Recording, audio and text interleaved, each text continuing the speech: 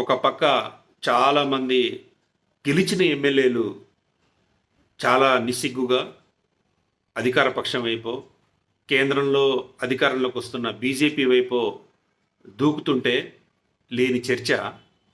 RS Praveen Kumar గారు టీఆర్ఎస్తో బీఆర్ఎస్తో పొత్తులోకి వెళ్ళి ఆ తర్వాత అధిష్టానం దానికి సరిగా అంగీకరించకపోవడంతో డైరెక్ట్గా బీఆర్ఎస్ తీర్థం ముడుచుకోవడం పెద్ద సంచలనం సృష్టించింది. తను గడిల పాలన అని ఈ ఎలక్షన్ సమయంలో ఎంత హడావుడి చేశారో అలాంటివన్నీ మర్చిపోయి హాయిగా మామూలుగా ఇక్కడ హైదరాబాద్లో కాకుండా ఆ గడిగా పేరు పొందిన మాజీ ముఖ్యమంత్రి కేసీఆర్ గారి ఫామ్ హౌస్కి వెళ్ళి పార్టీలో చేరిపోయి చాలా వినమ్రపూర్వకంగా మాట్లాడారు. అట్లే ఆ 10 ఏళ్ల పాలన స్వర్ణ యుగం అన్నట్టు ఆయన మాట్లాడారు. ఆయన చాలా హ్యాపీగా నవ్వుతూ తన జీవితం ధన్యమైపోయినట్టు చేరారు. అదంతా తప్పుగా, దాన్ని మరీ తప్పుగా చిత్రీకరించడం కరెక్ట్ కాదనిపిస్తుంది. ఎందుకంటే రాజకీయ విశ్లేషకులు కానీ, బహుజన నాయకులు కానీ వాళ్ళందరూ ఇదేదో ఘోర అపరాధం జరిగిపోయింది అన్నట్టు చిత్రీకరించి డాక్టర్ ఆర్ఎస్ ప్రవీణ్ కుమార్ గారు ఒక విలన్గా చిత్రీకరిస్తున్నారు. అది కొద్దిగా ఎబ్బెట్టుగా అనిపిస్తుంది. ఎందుకంటే ఇంకా తనకి 8 సంవత్సరాల సర్వీస్ ఉండగానే 3 సంవత్సరాల క్రితం ఆయన రాజకీయ రంగ ప్రవేశం చేశారు. తన ఎజెండా స్పష్టంగా ఉంది. అప్పటికే విద్యారంగంలో ఆయన చేసిన తీసుకున్న చర్యలు చాలా మంచి ఫలితాలు ఇచ్చాయి. చాలా అద్భుతంగా ఆయన చాలామంది గురుకుల వ్యవస్థలో మార్పులు తేగలిగారు. అంతకుముందు ఏదో పోలీసు ఎన్కౌంటర్లు, నక్సల్స్ ఏరివేతలో కూడా ఆయన పాత్ర బాగుంది. ఆయన ఒక అధికారిగా ఒక మంచి పేరు తెచ్చుకున్న వ్యక్తి.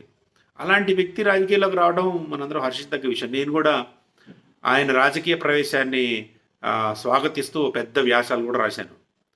అయితే ఆర్ఎస్ ప్రవీణ్ కుమార్ గారు ఈ మధ్య కాలంలో ఎందుకు ఈ నిర్ణయాలు తీసుకున్నారు అని చూడటానికి ముందు మనం మనుషుల స్వాభావికంగా ఉండే 2 గుణాల గురించి మాట్లాడుకోవాలి.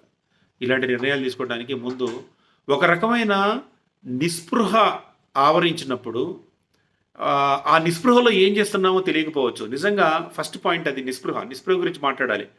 ప్రవీణ్ కుమార్ గారు ఏం చేశారంటే, తను ఎంతో ప్రేమతో ప్రతి గ్రామం తిరిగి బహుజనవాదాన్ని వినిపిస్తూ మనం ఎట్లయినా రాజ్యాధికారాన్ని పంచుకోవాలని తిరిగి ఎంత కష్టపడ్డారు, శ్రమపడ్డారు, చాలామందిని కూడగట్టుకున్నారు. దానికి తాను పెంచి పోషించిన స్వారో వ్యవస్థని వాడుకున్నారు. వాళ్ళందరూ స్వాగతించారు. అలాంటి వ్యక్తికి ఆయన గెలిపించారా? ఆయన ఎన్నికల్లో నిలబడ్డా గెలిపించలేదు. ఆయన అనుకున్న వాళ్ళకి ఇక్కడ చాలా చోట్ల డిపాజిట్లే దక్కలేదు. ఇది నిజంగా నిస్పృహ కలిగించే అంశం కాదా? నిజంగానే దళిత బహుజనులు రాజ్యాధికారం కావాలనే ఐడియాతో ఉంటే ఆయన గెలిపించాలి కదా, కనీసం ఆయనన్నా గెలిపించాలి కదా. అది జరగల. ఆ నిస్పృహ ఆ మనిషిలో చాలా ఉంది. ఆయన చాలా టైం పెట్టారు, చాలా మేధోమదనం చేసి వచ్చారు. అయినా కూడా ఆయనకి అనుకున్న ఫలితం దక్కల. ఆ నిస్పృహ ఆయన తీసుకున్న తాజా నిర్ణయం వెనుక ఉండవచ్చు అని ఎందుకు అనుకోకూడదు మనం? అట్లా లేకపోతే ఇంకొకటి ఉండొచ్చు. ఈ నిస్పృహ కాకపోతే ఒక పక్క వ్యూహం ఉండాల. కాన్షీరామ్ గారు రాజ్యాధికారి కోసం మనం ఏ పని చేయొచ్చు అని అన్నారు. గొంగళి పురుగునైనా ముద్దు పెట్టుకోవచ్చు, లేకపోతే గాడిదనైనా ఎక్కవచ్చు అని అన్నారనేది అందరికీ తెలిసిన విషయమే. ఆ వ్యూహం ఏదన్నా ఉన్నా కూడా ఆయన వెళ్ళి ఉండొచ్చు దీంట్లోకి. అది కూడా తప్పైన విషయమేం కాదు. అందరూ బీజేపీ వాళ్ళు టీఆర్ఎస్ వాళ్ళు బీజేపీలోకి, బీజేపీ వాళ్ళు కాంగ్రెస్లోకి, బీఆర్ఎస్ వాళ్ళు కాంగ్రెస్లోకి వెళ్తుంటే లేనిది ఆయన ఒక ప్రయత్నం చేస్తుంటే తప్పేది. ఆయన ఇంకా ప్రయత్నం స్టార్ట్ చేసి 3 సంవత్సరాల క్రితమే కదా. దాన్ని పెద్ద తప్పుగా అనుకోవాల్సిన అవసరం లేదు. అది కూడా రాజకీయ అవసరంలో భాగంగానే చేసి ఉండొచ్చు, ఆయన వ్యూహంలో కూడా చేసి ఉండొచ్చు. అది స్వాగతించి వేచి చూడాల్సిన అంశంగా భావించాలి. అందుకే ఒకటి నిస్పృహతో అయినా చేసి ఉండాలి, 2 పక్క ప్రణాళికతో అయినా చేసి ఉండాలి. చాలామంది అంటారు అసలు ఈయన, కొంతమంది దళిత నాయకులు అంటున్నారు ఏంటంటే కేసీఆర్ గారి ఉదరం నుంచి వచ్చిన వికృత శిశువు ఈయన అని రకరకాలుగా ఆయన అంటున్నారు. అది కూడా ఆయన ఎప్పటి నుంచో వ్యూహంతో ఉన్నారని. అవన్నీ అనవసరం. ఒక మనిషి తనను తాను చరిత్రలో నిలిచిపోయే మనిషిగా కానీ, చరిత్రహీనుడిగా కానీ ఉండిపోవటానికి నిరూపించుకునే అవకాశం వాళ్ళ స్టెప్స్, వాళ్ళు తీసుకునే చర్యల మీద ఆధారపడి ఉంటాయి. అది సఫిషియెంట్ టైం ఇవ్వకుండానే ప్రవీణ్ కుమార్ గారి మీద ముద్ర వేయటం, ఆకునూరి మురళి గారు కానీ, విశారద్ మహారాజ్ గారు కానీ వీళ్ళంతా ఎగబడి ఆయన్ని విపరీతమైన వ్యాఖ్యలు చేయడం అనేది కరెక్ట్ కాదు. వేచి చూస్తే బాగుంటుందనేది. అయితే ఈ క్రమంలో డాక్టర్ ఆర్ఎస్ ప్రవీణ్ కుమార్ గారు 3 ముఖ్యమైన అంశాల మీద దృష్టి పెట్టాలని నాకు అనిపిస్తుంది. ఎందుకంటే ఆయన డే 1 నుంచి నేను వ్యాసాలు రాస్తున్నా, ఆయన పోకడల్ని, ఆయన చర్యలని, ఆయన స్పీచ్లను అన్నీ విన్నా నేను. ఆయన టీంలో వాళ్ళతో కూడా మాట్లాడుతున్నా. First point communication. ఆయనకి సీరియస్ కమ్యూనికేషన్ ఇష్యూ ఉంది. ఆయనకి ఏది మాట్లాడ అసలు ఆయన కమ్యూనికేషన్ పరంగా ఆయన పూర్ అనడానికి కారణం ఏంటంటే, దానికి ఉదాహరణ ఏంటంటే బీఎస్పీలో జాయిన్ అయినప్పుడు ఆయన చేసిన ప్రకటనలకి ఈ బీఆర్ఎస్లో జరుగుతున్న ప్రకటనలకి మధ్య పొంతన లేకపోవడం. పొంతన లేకపోవడం ఎందుకు అంటే ఆయన కమ్యూనికేషన్ ఇష్యూస్ ఉండబట్టి. అప్పుడు ఏది మాట్లాడారో దానికి డయామెట్రికల్లీ ఆపోజిట్ ఉన్న ప్రకటనలు ఆయన చేశారు. అలాంటివి అవాయిడ్ చేయొచ్చు. ఎందుకంటే వీళ్ళకి కమ్యూనికేషన్ ప్రణాళిక లేకపోవడం వల్ల. అప్పటిదాకా తిట్టిన వ్యక్తిని ఈయన ఒక పెద్ద గొప్ప వ్యక్తి, ఈయన స్వర్ణయుగం సృష్టించిన వ్యక్తి అనడం అంతా అవన్నీ అనవసరం. పెద్ద పెద్ద పదాలు అనవసరం.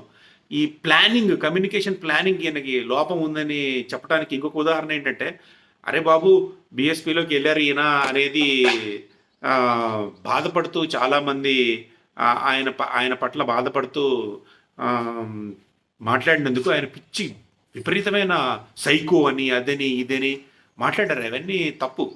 ఒక పద్ధతైన మనిషి మాట్లాడాల్సిన మనుషులు మాటలు కావాలి. ఆయనకు సీరియస్గా కమ్యూనికేషన్ ఇచ్చింది. ఆయన దాన్ని చూసుకోవాలా. మన బీఆర్ఎస్ అధినేత కేసీఆర్కి ఎంత నోటిదోళ్ళు ఉందో అంత దాదాపుగా వీరికి కూడా ఉంది. ఇది సవరించుకుంటే ఆయనకి మంచిది. రెండోది ఏంటంటే ఈగో.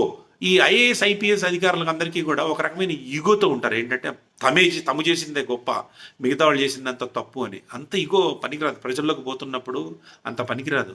కమ్యూనికేషన్ ప్రాపర్గా ఉండి ఈగో తగ్గించుకొని ముందుకు పోతేనే బాగుంటుంది. ఇంకోటి ఏంటంటే ఓపిక లేకపోవడం. ఈ రాజకీయ నాయకులు చాలామంది విఫలం కావడానికి కారణం ఏంటంటే ఓపిక లేకపోవడం. కొన్ని రోజులు వేచి చూడాలనేది. చిరంజీవి గారు అట్లే దెబ్బతిన్నారు. కమల్ హాసన్ తమిళనాడులో అట్లే దెబ్బతిన్నాడు. ఓపిక లేదు. మనకు అర్జెంటుగా అధికారం కావాలనే ఒక దాహంతో అది కనిపిస్తుంటుంది వాళ్ళ మాటల్లో. అదంతా అనవసరం. ఈ ముఖ్యం కమ్యూనికేషన్ ఇష్యూ ఒకటి, ఈగో తగ్గించుకోవటం ఒకటి, 2 కొద్దిగా ఓపికతో వ్యవహరించడం ఒకటి చేసుకుంటే ప్రవీణ్ కుమార్ గారు ఖచ్చితంగా రాణిస్తారు. ఆయన ఏ పార్టీలోనే ఉండండి, ప్రజల సేవ చేయండి. రోజు స్క్రూటినీ చేసే వ్యవస్థ ఉంది ఇప్పుడు. సోషల్ మీడియా వ్యవస్థ రోజు స్క్రూటినీ చేస్తుంటుంది. ఇలాంటి పరిస్థితుల్లో వారికి వారు ఒక గొప్ప నాయకుడిగా నిజంగానే దళిత బహుజనులకి మేలు చేసే వ్యక్తిగా ముందుకు రావడం హర్షణీయం. ఆయన ఏదైనా మార్గం ఎంచుకొనియండి. అప్పట్లో కాన్షీరామ్ గారి తర్వాత బెహంజీ మాయావతి గారు వ్యూహాత్మక ఒక నిర్ణయంలో భాగంగా బ్రాహ్మణులతో కలిసి కూడా ఆమె ఎవరైతే మనువాదం అని దూషిస్తూ రోజు పొద్దున్న దగ్గరికి తిడతారో ఆ బ్రాహ్మణులతో కలిసి కూడా ఎన్నికల్లో పోటీ చేశారు. వ్యూహాలు ఉండొచ్చు, కొద్దిగా టైం ఇవ్వాలి వీళ్ళకి ఆ వ్యూహం కరెక్టా కాదా అని తెలియడానికి. అంతే తప్ప ఎగబడి ఆయన చేసిన తప్పని అనడం అది కరెక్ట్ కాదు.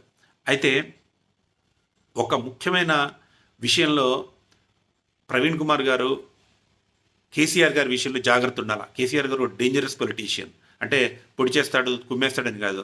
ఆయన తన పంచన చేరిన నాయకులని ఒత్తిపట్టి అవతల వారేస్తాడు, ఒక మూలకు నెట్టేస్తాడు. అది మీరు ఏ కేసు తీసుకున్నా తెలుస్తుంది. ఆయనతో పాటు తెలంగాణ ఉద్యమంలో ఉన్న నాయకులందరినీ విసిరేశాడు ఆయన. ఆ తర్వాత ఆయనతో పొత్తు చేరిన వాళ్ళందరినీ ఆయన నలిపి పారేశాడు. అట్లే మునుగోడు ఎలక్షన్స్ అప్పుడు తన పంచన చేరిన కమ్యూనిస్టుల్ని అసలు కరేపాకులాగా తీసి అవతల పారేశాడు. తర్వాత ఇది ఆయన నైజం. ఆయన ఒక ఉద్దండ రాజకీయ పండితుడు. ఆయన అట్లాంటి చేసే అవకాశం ఉంది. అది జాగ్రత్తగా ఉండాలి.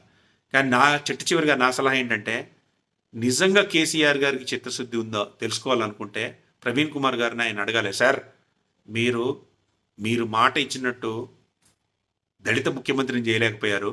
మీ చేతిలో ఉన్నది నన్ను బీఆర్ఎస్ కార్యనిర్వాహక అధ్యక్షుడు, ఎగ్జిక్యూటివ్ ప్రెసిడెంట్గా కేటీఆర్ గారి స్థానంలో నన్ను చేయండి సార్. ఆ మొత్తం వ్యవస్థను నడిపే అవకాశం నాకు ఇవ్వండి అని ఆయన అడగాల. అప్పుడు తెలుస్తుంది నిజంగా కేసీఆర్ ఎందుకు తనని ఇప్పుడు చూస్తున్నారు. నా అంచనా ప్రకారం ప్రవీణ్ కుమార్ గారి దగ్గర ఉన్న స్వారో వ్యవస్థ, పటిష్టమైన స్వారో వ్యవస్థ, యువకులు నెక్స్ట్ 5 ఏళ్ళు ఈ కేసీఆర్ గారికి అవసరం. అందుకే ఆయన అంత ప్రేమగా ప్రవీణ్ కుమార్ గారిని ఆహ్వానించి స్వాగతించి కండువా కప్పారు. ఈ విషయంలో ప్రవీణ్ కుమార్ గారు జాగ్రత్తగా వ్యవహరించి తాను నమ్మిన దళిత సిద్ధాంతాన్ని ముందుకు తీసుకెళ్తూ దళిత బహుజనులకి మేలు చేయాలని కోరుకుందాం.